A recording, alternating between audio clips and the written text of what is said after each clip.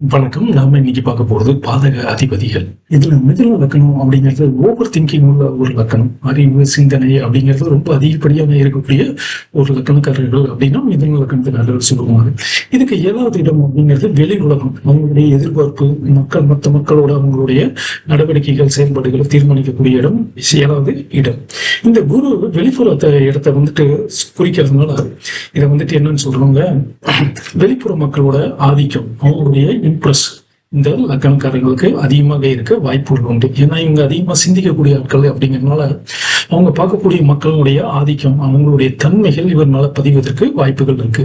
So இது என்ன ஆகும் அப்படின்னா அவங்களுடைய உண்மை தன்மையை கொஞ்சம் டிஸ்டர்ப் செய்யறதுனால கொஞ்சம் உங்களுக்கு பாதகமா இருக்கிறதுக்கான வாய்ப்புகள், சாத்தியக்கூறுகள் அதிகம். அப்படிங்கிறதுனாலதான் இதை பாதக அதிபதி அப்படின்னு வேத நூல்கள் சொல்லுது. ஸோ மிதுன லக்னம் அப்படிங்கிறது பார்த்தீங்கன்னா நம்ம முன்னே சொன்ன மாதிரி ரொம்ப லைட் திங்கிங், ஸ்பிளிட்டிங், அனலைஸ், ரொம்ப அனலைஸ் பண்ணக்கூடிய ஒரு இது. அதுக்கு ஆப்போசிட்டா குரு ரொம்ப இருக்கிறவர் நியாயத்தை அதிகமா யோசனை பண்ணக்கூடிய ஒருத்தர், விவரங்களை சொல்லக்கூடிய ஒருத்தர் குரு. ஸோ இதனால என்ன ஆகும் அப்படின்னு பாத்தீங்கன்னா அவங்களுக்கு பொறுப்புணர்வு அல்லது கடமை உணர்வு அப்படிங்கிறது கொஞ்சம் அதிகமாகவே இருக்கும். மற்றவங்க பத்தி என்ன கடமை உணர்வு இருக்கணும் அப்படின்னு எதிர்பார்க்கக்கூடிய மக்களா இருப்பாங்க. ஸோ அதனால வெளிமக்களோட அவங்களுடைய செயல்பாடுகளுடைய அழுத்தம் இவங்க மேல அதிகமா மதிப்படைகிறதுக்கு வாய்ப்புகள் அதிகம் உண்டு. அதே மாதிரி சமூக பொறுப்பு, தேவையில்லாத கமிட்மெண்ட்டுக்கெல்லாம் உள்ள இறங்கிட்டு இந்த பண்ற வேலைகள் எல்லாத்துக்குமே காரணம் இந்த குரு பாதகனாக சேர்ந்தவங்க தான். ஸோ இது நிஜமாலுமே ஒரு தீங்கெல்லாம் கிடையாது, அவங்க மேல இருக்கக்கூடிய வெளி அழுத்தம் தான் சொல்லலாம். ஸோ பாதகம் அப்படிங்கிற வார்த்தையை பழைய ஜோதிட நூல்கள் எங்கேயுமே சொல்லல. அதை மாறுபட்டு என்ன சொல்லுது அப்படின்னு பாத்தீங்கன்னா தடைகளாக சொல்லுது, வழி தெரியாத இருக்கிறது அப்படின்னு சொல்லுது, அல்லது வெளி மக்களுடைய அழுத்தம், எக்ஸ்டர்னல் ப்ரெஷர் அப்படின்னு சொல்லுது. ஸோ இதை பத்தி யாருமே சொல்லாம சாதாரணமா குரு தீங்கு தருவான் அல்லது ஏன்னா பாதக அதிபதி அப்படின்னு தீமை தருவாங்க அப்படின்னு நம்ம சொல்லக்கூடாது. ஸோ அதுக்கான விளக்கமாக தான் நம்ம இப்ப இந்த பாதக அதிபதி அப்படிங்கிற இந்த வீடியோ பதிவையே நம்ம பண்ணிட்டு இருக்கோம். இந்த கிளாஸே நம்ம அதனாலதான் பார்க்கிறோம். ஸோ இந்த உபயலக்கணத்துக்கு அப்படின்னு பாத்தீங்கன்னா 7வது அதிபதி பாதக அதிபதி. ஆனா அவரு நிஜமாலுமே பாதகத்தை செய்வதில்லை. அவரு நமக்கு ஒரு கண்டிஷன் கொடுக்குறாரு. அந்த கண்டிஷனுக்குள்ள நம்ம இருந்தோம்னா நம்மளுடைய செயல்பாடுகளை திருத்திக்க முடியும்.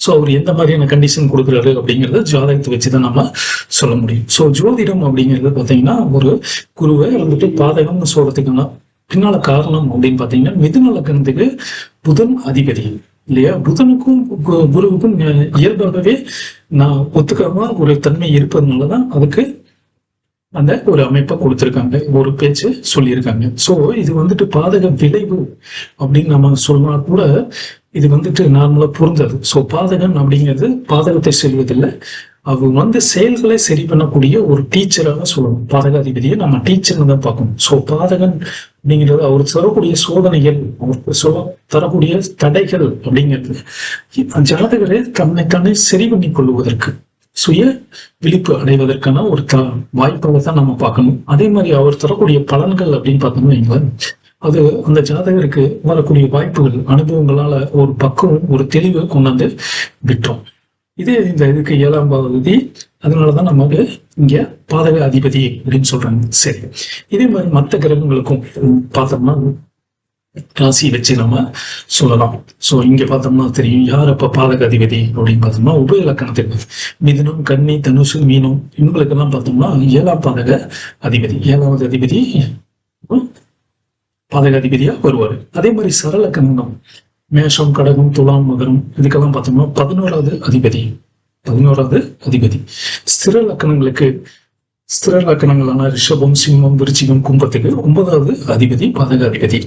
இது கூடவே இன்னொருத்தரும் இருக்காரு, கேதுவை ஏன் பாதக அதிபதி அப்படின்னு சொல்றோம் அப்படின்னா ஒரு ரிஃப்ளெக்ஷன். நமக்கு தெரியும் கேது ஒரு செலவு கிரகம், அதனால ஒரு பிரைமரி முதன்மை பாதக அதிபதி சொல்லக்கூடிய அவரோடு சேர்ந்து இவரும் தன்னுடைய இதுக்கு கொஞ்சம் பாதகத்தை செய்வார். இதுக்கு காரணம் என்னன்னு பார்த்தோம்னா கேது அப்படிங்கிறவர் நமக்கு தெரியும், கேதுங்கிறவர் ஒரு டிட்டாச்மெண்ட், விலகலை கொடுப்பாரு, விடுதலையை கொடுப்பாரு. ஸோ அவர் எதை தொட்டாலும் அதுல ஒரு இருக்கக்கூடிய ஈகோ லேயர், அதனுடைய அகம்பாவத்தை கட் பண்ணி விடுறதுதான் கேதுவோட வேலையே. ஸோ கேது கர்மத்தை நேரடியா போய் திருத்தக்கூடிய ஒரு கிரகமாக இருக்கு. அதனால கேது இருக்கும் பாவகம் அப்படிங்கிறது 2வது பாதக அதிபதியா சொல்லலாம். அப்ப கேது இருக்கக்கூடிய பாவ அதிபதி செகண்ட் பாதக டீச்சர் அப்படின்னு சொல்லலாம். ஏன் அப்படிங்கிறதுக்கு கேதுவோட குவாலிட்டி தான். ஏன் நம்ம அதை ரெண்டாவது பாதக அதிபதியா சேர்த்திக்கிறோம் அப்படின்னா கேதுவோட பண்பு தான். அவரு ஒரு விஷயத்துல இருந்து நாம தள்ளி போய் தேவையில்லாத விஷயங்கள்ல ஒதுங்கணும், எதுல இருந்து ஒதுங்கணும் அப்படிங்கிற ஒரு பண்பை கொடுக்கறது கேதுதான். அதனால அவரும் நம்ம ரெண்டாவது பாதக அதிபதியா சேர்த்திக்கலாம்.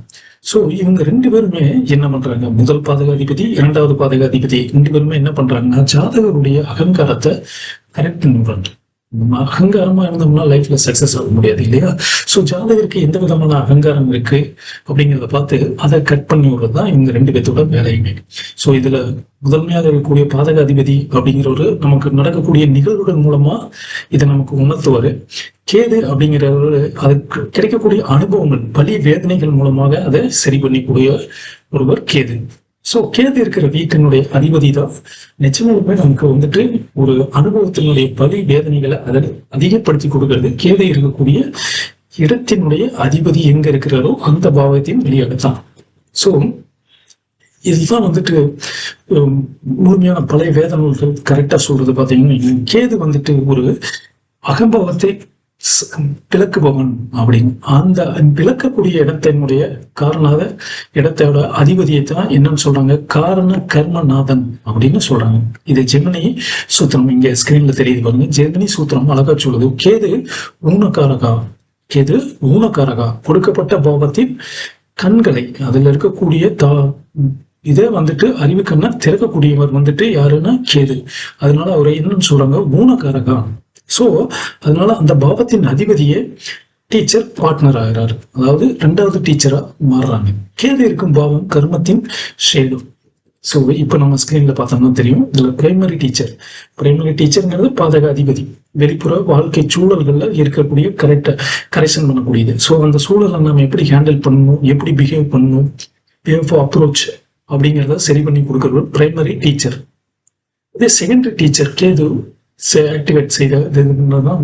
அதனால கிடைக்கக்கூடிய உள்ளுணர்வு இன்ட்யூஷன், நம்ம வந்துட்டு இன்ட்யூஷன்ல எதுல இருந்து நம்ம தள்ளி நிக்கணும், எந்தெந்த விஷயங்களை இன்வால்வ் ஆகணும், எந்தெந்த விஷயங்களை அவாய்ட் பண்ணணும் அப்படிங்கிறத சொல்லக்கூடியது செகண்டரி டீச்சர். சரிங்களா? ஸோ இது வரைக்கும் சொன்ன விளக்கம் புரிஞ்சிருக்கும்னு நினைக்கிறேன். உங்களுக்கு இது பத்தி விளக்கங்கள் தேவைன்னா உங்களுடைய ஜாதக குறிப்பை கொடுங்க, நம்ம விவாதித்து பார்ப்போம்.